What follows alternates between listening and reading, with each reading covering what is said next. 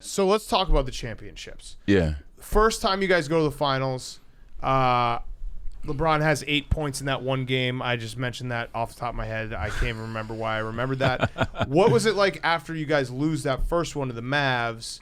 And was there ever a feeling of, not despair, but you were a very good team. Yeah. And it felt like this was the thing and the super team and all that, and you fall short against a kind of a random NBA winner in the Mavs. For sure. Yeah, they were very crafty, older team, more savvier than we were, and they took advantage of that. So, first of all, having to come back, it's embarrassing. It's depressing. You find out why, some people don't bounce back. People don't bounce back from that. Right. It takes like a lot to even try to get back on the horse. And even if you bounce back, you can just be like, okay, I'm not going to go for the championship. I'll just lay over here in a nice, comfortable part of the league, and you'll 6 seed. Yeah, and just, slide on out and, wave goodbye. Mm-hmm. Be on a yacht early May, no problem. You know what I mean? No problem. Body's good. But we realize what it really takes and that pain of, dealing with that. Yeah. And so then you win the next year against that's going to go down as one of the craziest teams that you played in the Russell Westbrook, James Harden, Kevin Durant. I don't think people are going to get it. They're like, you beat those guys. You played like 3 MVPs? Yeah. And you beat them? But they were on the same team. Yeah, yes. right. Yes. Yeah. But you beat them, and you beat them convincingly. Yeah. And that moment, was that the champagne picture championship? Or was it the next one? Yeah. That was the one. That was a great picture. Yeah. All-time picture. Yeah, thank you. It's kind of me rubbing it in people's faces just a little bit. Yeah, so it must have felt great because you probably, like we talked about earlier, you got all the jokes against you. People criticize the Heat, criticize LeBron, criticize you, and then you get that last laugh. I mean, that has to be the greatest feeling of all time. It's awesome, but you know what? Like, it's not even, you don't even think about those things. What was amazing to me is what was going through my mind right after. And, the length of the season and how much it takes to even, get to that point, you know, and, I reflected on that stuff. You don't even think about, I proved them wrong. And if you are, then, man, you got some work to do. Yeah. So going into that finals against the Thunder, was it more like I'm motivated because I need to prove something to myself? Or was there an element of the haters out there, like it's going to be good to drink champagne in their faces and dunk on that? Oh, no, it's just I was born to win an NBA championship. That's pretty much it. I love that. I like You know that. what I mean? Yeah. That's what this is what I did. I watched this since I was a kid. I'm a historian of the game. This is our time. I'm here. I used to watch this with my dad. Right. You know what I mean? We pizza parties. You watch the game. So I understood what was at stake with everything. So like for me, it was just like being happy to, get that done. It's a dream come true. That's pretty cool. Just growing up knowing that you're going to win one day and then it happens. Yeah, it really is. You must feel like a genius after you do it. You're like, I knew this was going to happen all along. Yeah, you do, but then it's like, you're not that much of a genius. So the next one is obviously the rebound to the shot, which can you talk us through that play? And it's an all-time iconic play. We're talking about Ray Allen's shot in the corner to save the Heat in Game 6. You're the one who gets the rebound. If you don't do that, the Heat lose, and you guys have one championship. Yeah, it's a little different. Yeah, a little different. Yeah. So were things moving in slow motion, or was that just... Yeah, it moved in slow motion once LeBron shot it. That's how I remember it. It's funny because, how you remember things sometimes is not how it really happens. So my memory of the whole thing, I remember the play, I remember everything, but the speed is way faster than what I recall. Interesting. It felt like a long time to make that decision. Because I was able to watch the flight of the ball, that's why I was able to make a play on the ball to get the rebound. They both Boris Diaw and Tony Parker went to LeBron. Right. And so that opened me up a free lane to the basket. I didn't have anybody in front of me, so I could just concentrate on the ball.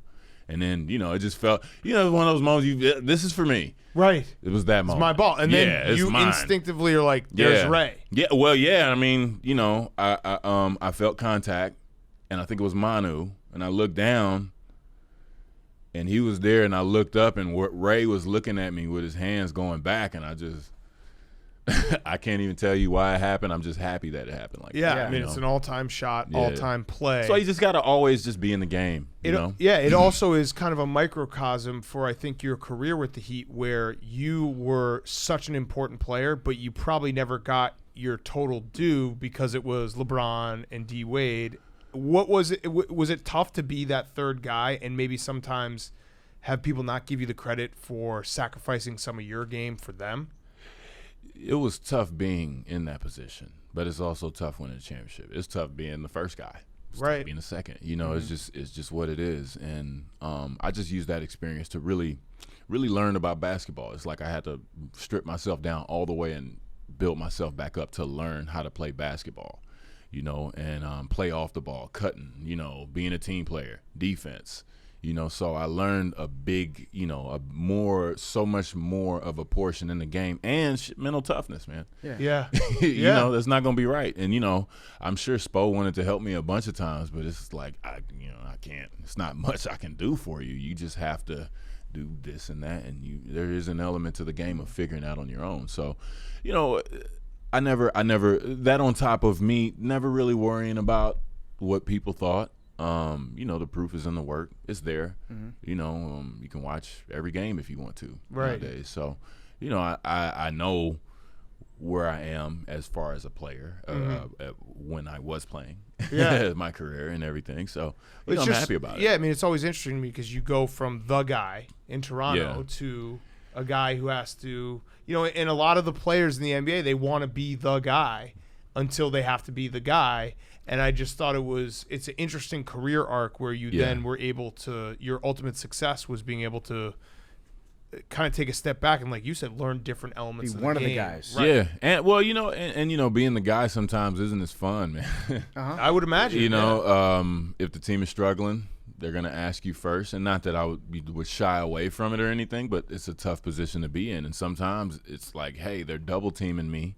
I'm going to make the right decision to, you know, put my teammates in the position.